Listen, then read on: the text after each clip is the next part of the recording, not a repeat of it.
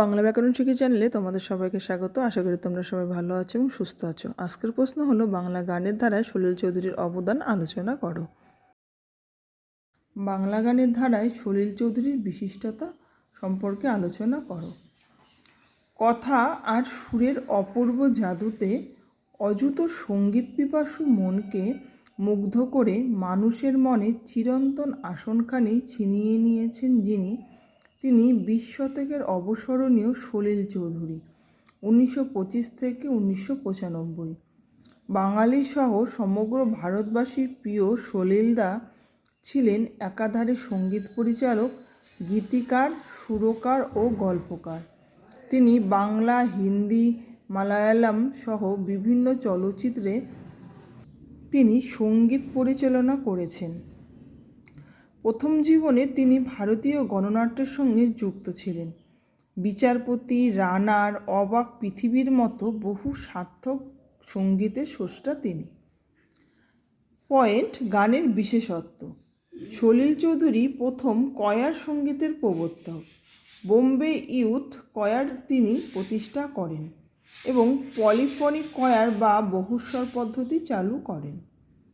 তার গানে প্রাচ্য ও পাশ্চাত্যের প্রভাব লক্ষ্য করা যায়। বাংলা গানে পাশ্চাত্য রীতির ব্যবহারে তিনি অসামান্য। হেই, সামালো প্রভৃতি গণসঙ্গীতের কোরাস গায়ন পদ্ধতি নিয়ে নানা পরীক্ষা নিরীক্ষা করেছেন। তার গানে সমকালীন রাজনৈতিক প্রবাহের ছাপ লক্ষ্য করা যায়। অবদান: 1949 পরিবর্তন এবং 55-তে দো বিঘা জমিন ছবির সঙ্গীত পরিচালনার মাধ্যমে যথাক্রমে বাংলা ও হিন্দি ছবির জগতে পা রাখেন।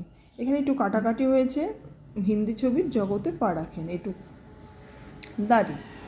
একে একে তিনি জাগতে রাহো, এগুলো সব সিঙ্গেল কোটেশনের মধ্যে, জাগতে রাহো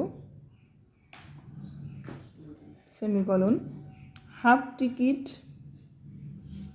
সহ প্রায় 75টি হিন্দি সিনেমার সঙ্গীত পরিচালনা করেছেন।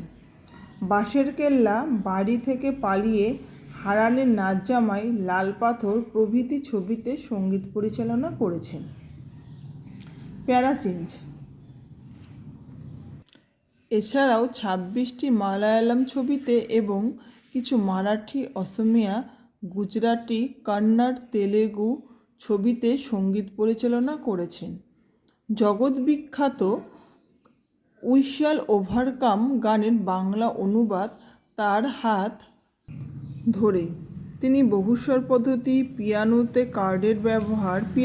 হারমোনি কার্ডের ব্যবহার, ভোকাল হারমোনি বিভিন্ন অভিনব পদ্ধতি প্রয়োগ ঘটিয়েছিলেন। পুরস্কার: তিনি ফিল্মফেয়ার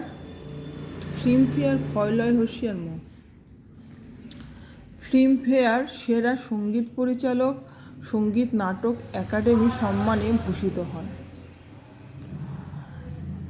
এখানে মূল্যায়ন পয়েন্ট করতে পারি আমরা। মূল্যায়ন: বাংলা গানে সলিল চৌধুরীর অবদানের যথার্থ মূল্যায়ন এখনও হয়নি, তবে সঙ্গীত পিপাসু মনের কাছে আজও তার গানগুলির অসামান্য জনপ্রিয়তা ও কদর তার অসামান্য প্রতিভাকে স্মরণ করায়। ভিডিওটি ভালো লাগলে অবশ্যই লাইক ও সাবস্ক্রাইব করো। ভিডিওটি এখানে শেষ করলাম। ধন্যবাদ।